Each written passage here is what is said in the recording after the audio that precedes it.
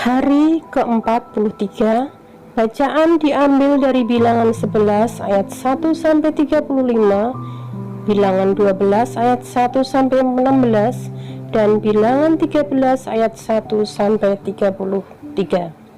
Demikian bunyi firman Tuhan di dalam Bilangan 11 ayat 1 sampai 35. Api Tuhan. Pada suatu kali bangsa itu bersungut-sungut di hadapan Tuhan tentang nasib buruk mereka, dan ketika Tuhan mendengarnya, bangkitlah murkanya. Kemudian menyalalah api Tuhan di antara mereka dan merajalela di tepi tempat perkemahan. Lalu berteriaklah bangsa itu kepada Musa, dan Musa berdoa kepada Tuhan, maka padamlah api itu. Sebab itu orang menamai tempat itu Tabera, karena telah menyala api Tuhan di antara mereka. Tuhan berjanji memberi daging. Orang-orang bajingan yang ada di antara mereka kemasukan nafsu rakus, dan orang Israel pun menangislah pula serta berkata, "Siapakah yang akan memberi kita makan daging?" Kita teringat kepada ikan yang kita makan di Mesir dengan tidak bayar apa-apa, kepada mentimun dan semangka, bawang perai, bawang merah, dan bawang putih. Tetapi sekarang kita harus kering. Tidak ada sesuatu apapun kecuali mana ini saja yang kita lihat. Adapun mana itu seperti ketumbar, dan kelihatannya seperti damar berbedolah. Bangsa itu berlari kian kemari untuk memungutnya, lalu menggilingnya dengan batu kilangan atau menumbuknya dalam lumpang. Mereka memasaknya dalam periuk dan membuatnya menjadi roti bundar, rasanya seperti rasa panganan yang digoreng. Dan apabila embun turun di tempat perkemahan pada waktu malam, maka turunlah juga mana itu di situ. Ketika Musa mendengar bangsa itu, yaitu orang-orang dari setiap kaum, menangis di depan pintu kemahnya, bangkitlah murka Tuhan dengan sangat, dan hal itu dipandang jahat oleh Musa. Lalu berkatalah Musa kepada Tuhan, "Mengapa kau perlakukan hamba-Mu ini dengan buruk, dan mengapa aku tidak mendapat kasih karunia di mata-Mu, sehingga Engkau membebankan kepadaku tanggung jawab atas seluruh bangsa ini? Akulah yang mengandung seluruh bangsa ini, atau akukah yang melahirkannya? Sehingga Engkau berkata kepadaku, pangkulah dia seperti pak pengasuh memangku anak yang menyusu. Berjalan ke tanah yang Kau janjikan dengan bersumpah kepada nenek moyangnya. Dari manakah aku mengambil daging untuk diberikan kepada seluruh bangsa ini? Sebab mereka menangis kepadaku dengan berkata, berilah kami daging untuk dimakan. Aku seorang diri tidak dapat memikul tanggung jawab atas seluruh bangsa ini, sebab terlalu berat bagiku. Jika Engkau berlaku demikian kepadaku, sebaiknya Engkau membunuh aku saja, jika aku mendapat kasih karunia di mata-Mu, supaya aku tidak harus melihat celakaku. Lalu berfirmanlah Tuhan kepada Musa, kumpulkanlah di hadapanku dari antara para tua-tua Israel 70 orang yang kau ketahui menjadi tua-tua bangsa dan pengatur pasukannya. Kemudian bawalah mereka ke kemah pertemuan, supaya mereka berdiri di sana bersama-sama dengan engkau. Maka aku akan turun dan berbicara dengan engkau di sana. Lalu sebagian dari roh yang hinggap padamu itu akan kuambil dan kutaruh atas mereka. Maka mereka bersama-sama dengan engkau akan memikul tanggung jawab atas bangsa itu. Jadi tidak usah lagi engkau seorang diri memikulnya. Tetapi kepada bangsa itu haruslah kau katakan, kuduskanlah dirimu untuk besok, maka kamu akan makan daging, sebab kamu telah menangis di hadapan Tuhan dengan berkata, siapakah yang akan memberi kami makan daging? Begitu baik keadaan kita di Mesir, bukan? Tuhan akan memberi kamu daging untuk dimakan. Bukan hanya 1 hari kamu akan memakannya, bukan 2 hari, bukan 5 hari, bukan 10 hari, bukan 20 hari, tetapi genap sebulan lamanya, sampai keluar dari dalam hidungmu dan sampai kamu memuak, karena kamu telah menolak Tuhan yang ada di tengah-tengah kamu dan menangis di hadapannya dengan berkata, untuk apakah kita keluar dari Mesir? Tetapi kata Musa, bangsa yang ada bersama aku ini berjumlah 600.000 orang berjalan kaki. Namun engkau berfirman, daging akan kuberikan kepada mereka, dan genap sebulan lamanya mereka akan memakannya. Dapatkah sekian banyak kambing, domba, dan lembu sapi disembelih bagi mereka, sehingga mereka mendapat cukup? Atau apakah ditangkap segala ikan di laut bagi mereka, sehingga mereka mendapat cukup? Tetapi Tuhan menjawab Musa, masakan kuasa Tuhan akan kurang untuk melakukan itu? Sekarang engkau akan melihat apakah firman-Ku terjadi kepadamu atau tidak. Ke-70 orang tua-tua. Setelah Musa datang keluar, disampaikannya firman itu kepada bangsa itu. Ia mengumpulkan 70 orang dari tua-tua bangsa itu dan menyuruh mereka berdiri di sekeliling kemah. Lalu turunlah Tuhan dalam awan dan berbicara kepada Musa. Kemudian diambilnya sebagian dari roh yang hinggap padanya dan ditaruhnya atas ke-70 tua-tua itu. Ketika roh itu hinggap pada mereka, kepenuhanlah mereka seperti nabi, tetapi sesudah itu tidak lagi. Masih ada 2 orang tinggal di tempat perkemahan, yang seorang bernama Eldad, yang lain bernama Medad. Ketika roh itu hinggap pada mereka, mereka itu termasuk orang-orang yang dicatat, tetapi tidak turut pergi ke kemah, maka kepenuhanlah mereka seperti nabi di tempat perkemahan. Lalu berlarilah seorang muda memberitahukan kepada Musa, Eldad dan Medad kepenuhan seperti nabi di tempat perkemahan. Maka menjawablah Yosua bin Nun, yang sejak mudanya menjadi abdi Musa, Tuanku Musa, cegahlah mereka. Tetapi Musa berkata kepadanya, apakah engkau begitu giat mendukung diriku? Kalau seluruh umat Tuhan menjadi nabi, oleh karena Tuhan memberi rohnya hinggap kepada mereka. Kemudian kembalilah Musa ke tempat perkemahan, dia dan para tua-tua Israel. Burung puyuh.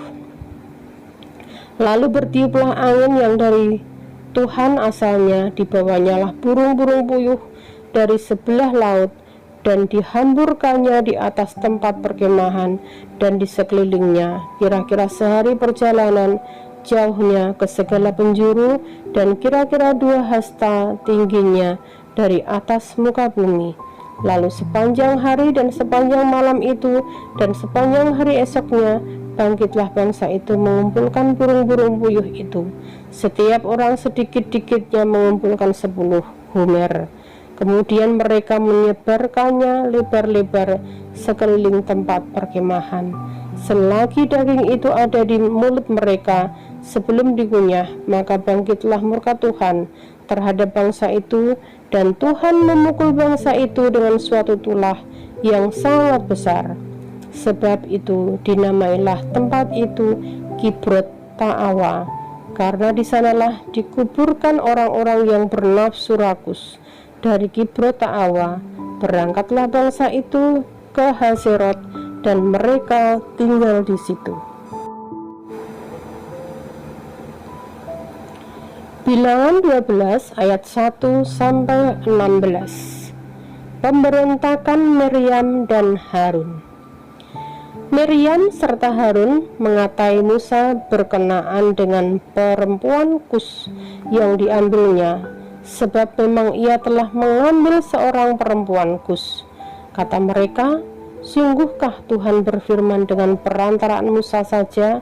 Bukankah dengan perantaraan kita juga ia berfirman? Dan kedengaranlah hal itu kepada Tuhan. Adapun Musa ialah seorang yang sangat lembut hatinya, lebih dari setiap manusia yang di atas muka bumi. Lalu berfirmanlah Tuhan dengan tiba-tiba kepada Musa, Harun, dan Miriam, "Keluarlah kamu bertiga ke kemah pertemuan." Maka keluarlah mereka bertiga. Lalu turunlah Tuhan dalam tiang awan dan berdiri di pintu kemah itu, lalu memanggil Harun dan Miriam. Maka tampillah mereka keduanya. Lalu berfirmanlah ia, "Dengarlah firman-Ku ini. Jika di antara kamu ada seorang nabi, maka aku Tuhan menyatakan diriku kepadanya dalam penglihatan. Aku berbicara dengan dia dalam mimpi. Bukan demikian hambaku Musa, seorang yang setia dalam segenap rumahku. Berhadap-hadapan aku berbicara dengan dia, terus terang, bukan dengan teka-teki, dan ia memandang rupa Tuhan. Mengapakah kamu tidak takut mengatai hambaku Musa?" Sebab itu bangkitlah murka Tuhan terhadap mereka, lalu pergilah ia. Dan ketika awan telah naik dari atas kemah, maka tampaklah Miriam kena kusta, putih seperti salju. Ketika Harun berpaling kepada Miriam, maka dilihatnya bahwa dia kena kusta. Lalu kata Harun kepada Musa, "Ah, Tuanku, janganlah kiranya timpakan kepada kami dosa ini yang kami perbuat dalam kebodohan kami. Janganlah kiranya dibiarkan dia sebagai anak gugur yang pada waktu keluar dari kandungan ibunya sudah setengah busuk dagingnya." Lalu berserulah Musa kepada Tuhan, "Ya Allah, sembuhkanlah kiranya dia." Kemudian berfirmanlah Tuhan kepada Musa, "Sekiranya ayahnya meludahi mukanya, tidakkah ia mendapat malu selama 7 hari? Biarlah dia selama 7 hari dikucilkan keluar tempat perkemahan, kemudian bolehlah ia diterima kembali." Jadi dikucilkanlah Miriam keluar tempat perkemahan 7 hari lamanya, dan bangsa itu tidak berangkat sebelum Miriam diterima kembali. Kemudian berangkatlah mereka dari Haserot dan berkemah di padang gurun Aran.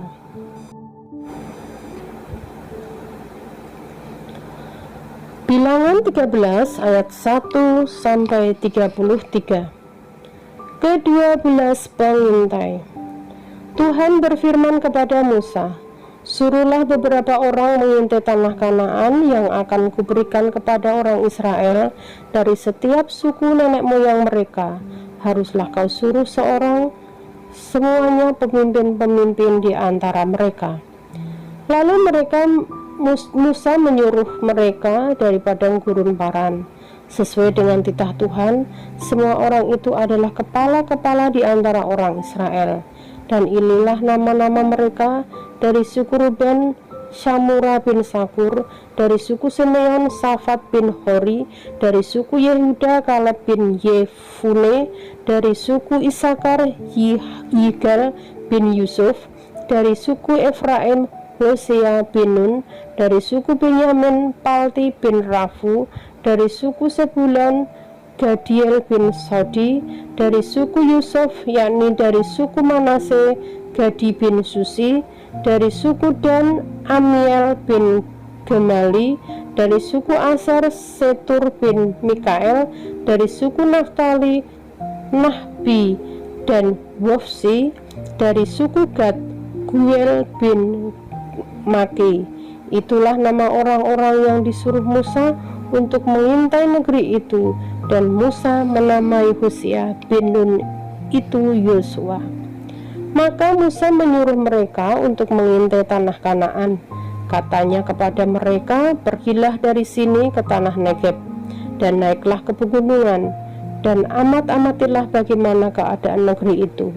Apakah bangsa yang mendiaminya kuat atau lemah? Apakah mereka sedikit atau banyak? Dan bagaimana negeri yang didiaminya, apakah baik atau buruk? Bagaimana kota-kota yang didiaminya, apakah mereka diam di tempat-tempat yang terbuka atau di tempat-tempat yang berkubu? Dan bagaimana tanah itu, apakah gemuk atau kurus? apakah ada di sana pohon-pohonan atau tidak. Tabahkanlah hatimu dan bawalah sedikit dari hasil negeri itu. Waktu itu ialah musim hulu hasil anggur. Mereka pergi ke sana lalu mengintai negeri itu, mulai dari padang gurun Zin sampai ke Rehob, ke jalan yang menuju ke Hamat. Mereka berjalan melalui tanah Negeb, lalu sampai ke Hebron. Di sana ada Ahiman, Sesai, dan Talmai, keturunan Enak. Hebron didirikan 7 tahun lebih dahulu dari Soan di Mesir. Ketika mereka sampai ke lembah Eskol, dipotong merekalah di sana suatu cabang untuk setandan buah anggurnya. Lalu berdualah mereka mengandarnya. Juga mereka membawa beberapa buah delima dan buah ara. Tempat itu dinamai orang lembah Eskol karena tanah buah anggur yang dipotong orang Israel di sana. Sesudah lewat 40 hari pulanglah mereka dari pengintaian negeri itu, dan langsung datang kepada Musa, Harun, dan segenap umat Israel di Kades, di padang gurun Paran. Mereka membawa pulang kabar kepada keduanya dan kepada segenap umat itu, dan memperlihatkan kepada sekaliannya hasil negeri itu. Mereka menceritakan kepadanya, kami sudah masuk ke negeri kemana kau suruh, dan memang negeri itu berlimpah-limpah susu dan madunya, dan inilah hasilnya. Hanya bangsa yang diam di negeri itu kuat-kuat, dan kota-kotanya berkubu dan sangat besar. Juga keturunan Enak telah kami lihat di sana. Orang Amalek diam di tanah Negeb, orang Het, orang Hebus, dan orang Amori diam di pegunungan, orang Kanaan diam di sepanjang laut dan sepanjang tepi sungai Yordan. Kemudian Kaleb mencoba menenteramkan hati bangsa itu di hadapan Musa, katanya, tidak, kita akan maju dan menduduki negeri itu, sebab kita pasti akan mengalahkannya. Tetapi orang-orang yang pergi ke sana bersama-sama dengan dia berkata, kita tidak dapat maju menyerang bangsa itu, karena mereka lebih kuat daripada kita. Juga mereka menyampaikan kepada orang Israel kabar busuk tentang negeri yang diintai mereka, dengan berkata, negeri yang telah kami lalui untuk diintai adalah suatu negeri yang memakan penduduknya, dan semua orang yang kami lihat di sana adalah orang-orang yang tinggi-tinggi perawakannya. Juga kami lihat di sana orang-orang raksasa, orang Enak yang berasal dari orang-orang raksasa, dan kami lihat diri kami seperti belalang, dan demikianlah juga mereka terhadap kami. Amin. Tuhan Yesus memberkati.